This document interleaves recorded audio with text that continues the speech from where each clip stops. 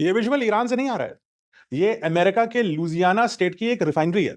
Louisiana की शैलमेट refinery में अचानक धमाका हुआ, ब्लास्ट हुआ।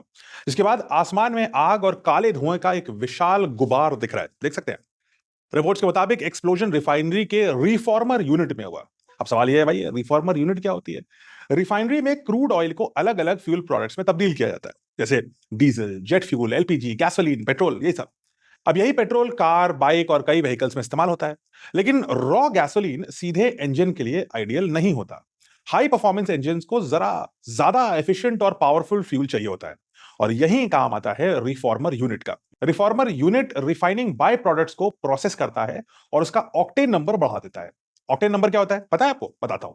सिंपल लैंग्वेज में फ्यूल की क्वालिटी और इंजन परफॉर्मेंस की कैपेबिलिटी का पैमाना होता है ऑक्टेन नंबर। जितना बड़ा ऑक्टेन नंबर, उतनी ही स्मूदर और powerful combustion.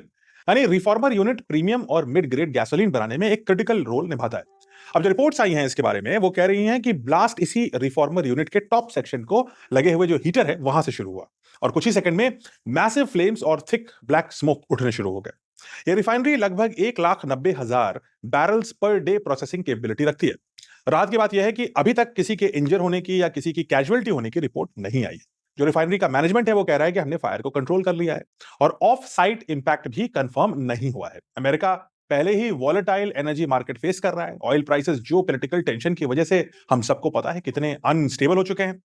Refining margin pressure में है, और ऐसे समय में अमेरिका की एक मेजर रिफाइनरी का इंसिडेंट हमेशा अमेरिकन और पूरी दुनिया के लिए कंसर्न पैदा करता है।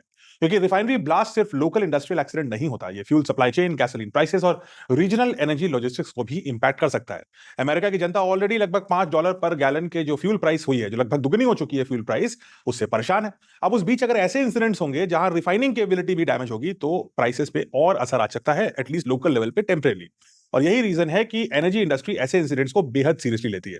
इन्वेस्टिगेशन जारी है, लेकिन सवाल यही है कि ऐसा इंसिडेंट क्यों हुआ? क्या सिर्फ टेक्निकल फेलियर है, या मेंटेनेंस का कोई इशू है क्योंकि ये पुरानी रिफाइनरी है, इस इंफ्रास्ट्रक्चर पे क्या प्रेशर है, या फिर ये कोई मामला साबोटाज का है? आपको क्या लगता है?